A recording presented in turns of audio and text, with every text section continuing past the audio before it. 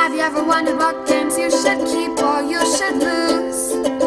Find out here at Purge Reviews. Kremlin is a very old game, and it's really about the Russian government and people being in there, sending them off to Siberia and murdering them and espionage and trying to build up to you could be the supreme ruler of Russia.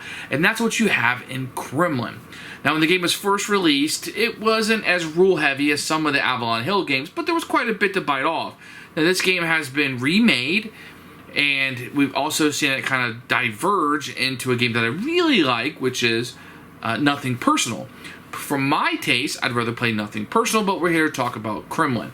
Kremlin has a theme of the Russian hierarchy, and you're going to be doing that, sending real people off to Siberia. And so in the base game, you're going to have fake characters, but there is an expansion that adds real people. And let me be very clear on that.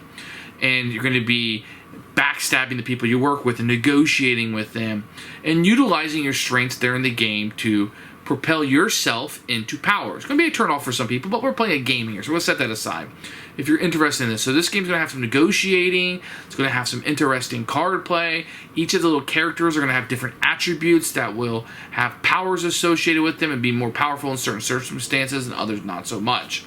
Now, the original version of this, I think that it's going to be a little bit bland. The components aren't going to be as good. The new edition, that's a lot better. But I think, to be quite honest with you, I think this is a fascinating game. I think it's a little bit too rule heavy.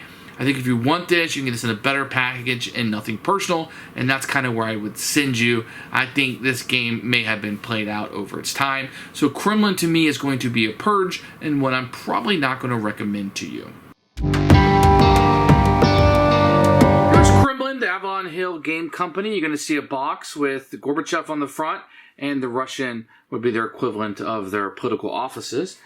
When you open it up inside, you're going to see these little cards that you'll get. Now, one thing to notice about these cards, this is a very old game.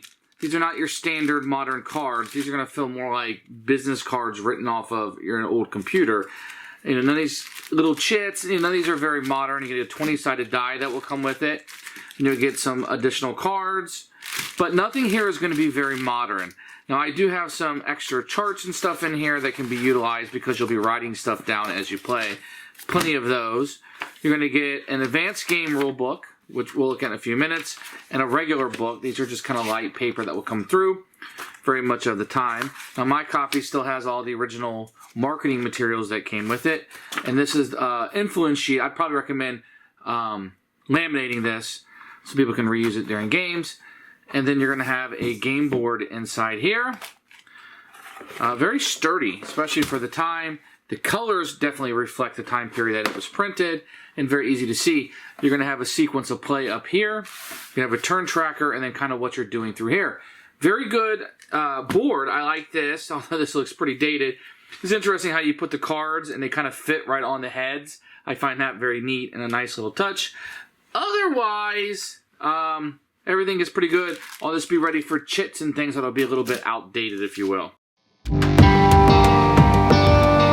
a look at the rule book. You're going to have a very basic rule book here, black and white, a little bit of color at the top, but most of what you see is black and white. How to win. This will go over kind of the basic rules. It's very much like a manual 1.2, 1.3, 2, 2.1. It goes through not a lot of color, not a lot of examples, and you're going to have a chart on the back. Then you have the advanced rules, which a lot of these you'll probably want to put in. And you can add these in and kind of go through this if you want to add that. Not a whole lot, maybe a page and a half here. And then you have the same chart on the back. I don't think there's any major differences here.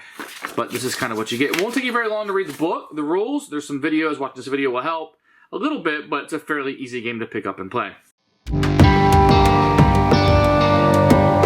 My goal here is not going to be to teach you the rules of this game. I'm going to give you a quick overview, and I hope to show you the flow of the game. Now, for the sequence of play, it'll be printed on the board here, and you have a turn tracker. So there's maximum of 10 rounds to the game, although if you control the party chief for 3 rounds, and you do the wave and the parade, you will win the game. Otherwise, you're going to have these people that will come out and be in these spaces. Each of them will have an age attached to them, because you can die in this game. So let's kind of go over that really quickly. As the game progresses, in this case, Vladimir Lenin would be 53, and his age would increase through the game. Then at the end of the round, you're going to roll a 20-sided die and look at the chart to see if they die or what their condition will be. So that's one thing they will do. And when they die, they'll come down here to the Kremlin wall, and that's where they'll be. The other alternative is you can send people to Siberia, but we'll talk a little bit more about that as the game progresses. So as you're in this, you'll have this person out, and you'll be gaining influence with them. And each round of the game, you'll be putting influence on a marker like this, on a piece of paper that will be secret from everyone else. At some point in the game, for game purposes, you may reveal how much influence you have on somebody. Now, some of the reasons why you may not want to do that would be is you don't really want to call out who you're controlling, because as they progress up, you're trying to get them to party chief. So if somebody else secretly has 4 influence on Vladimir Lenin, they may help move this up unbeknownst that you actually have 7 on him. Now, if you ever reveal that you have 7, they will know, oh, I only got 4. I need to get this guy to Siberia, or I need to knock him off so he's not able to rise to power, thus giving you, in effect, a victory point to win the game. So there's a little bit of bluffing about who that you're able to control during the game through this hidden influence mechanic that you're going to see in the game. Now, each of these locations that you'll have, and these places that people will stay at, will have different actions, perhaps, like he can purge, or do a funeral commission, or spy investigation. Remember, you always want your guy to be the party chief. That way you can get a victory point at the end of the round. I'm going to quickly go through a sequence of play, which will be listed right here on the board. This will be all filled up with people, but I want to give you an idea of what's going on. So you'll be able to add some of these chits to these people, either 1 or 2, which will help age them. Now, you can have a choice with these players of what you want to do. Do you want to kind of give up your position for a round and heal, if you so want to be? And there'll be people out here. So you're going to have people all over the board, if you will, kind of like this. And then you'll have a few people, maybe some candidates down here, so you kind of know what's coming up in the future, and you're wanting to position your people as you see fit. So these things right here will kind of age people, and you go through that the first part of the game. Then the KGB can purge, which they'll kind of see who they want to get rid of, or they can promote people as they see fit. Then there'll be a spy investigation, which you'll see over here. But whoever has the influence on this person will be controlling the spy investigation. Now, these actions are fairly important because whoever has revealed their influence will be able to control the actions and who they target. So that might be one reason why you want to reveal, because you don't want them targeting you or things to occur during the game that you don't want to happen. Then everybody will roll the dice based on the handy-dandy chart to see if the character lives or dies. And as you age and get older, you have a higher chance of dying. Then we'll go to the funeral commission, which you can see if that will occur, and then you can promote people as it so happens.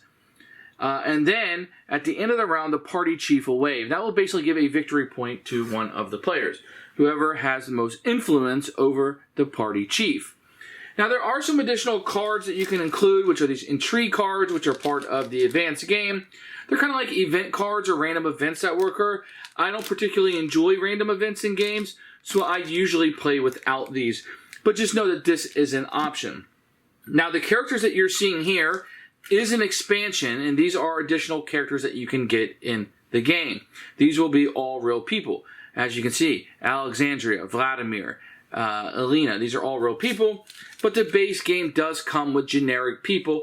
This is an expansion add-on that you can add to the game, whereas this will be what comes with it, which are fake names. Nestor Aparchki and Victor Wasselin. So if you don't like the idea of killing off and sending to suburbia real people, then you do have the option, which is the de facto version of the game, which is the fake name. So just kind of know that is what is going on. So not a very difficult game. As the game goes on, you'll be revealing who you are, what you want to do, and people will see your motives at the beginning of the game they will not know. So that's a quick overview of the Avalon Hill version of Kremlin. Who should buy this game? Anybody that's into the politics of Russia and you want this kind of hyperbolic positioning of different people as you rise to your fame to be the supreme ruler of Russia. I think that if you're going to play this, I think it's a lot more fun to use the real characters, the real people who lived, and add them into the game with the expansions. Definitely the way that I would go. If you play nothing personal, you want something a little bit deeper, a little bit maybe not so streamlined, you want something a little different, then this would be it. Or you just don't like the mob theme and you like the idea of the politicians and those people battling for spaces, then this would be the version for you.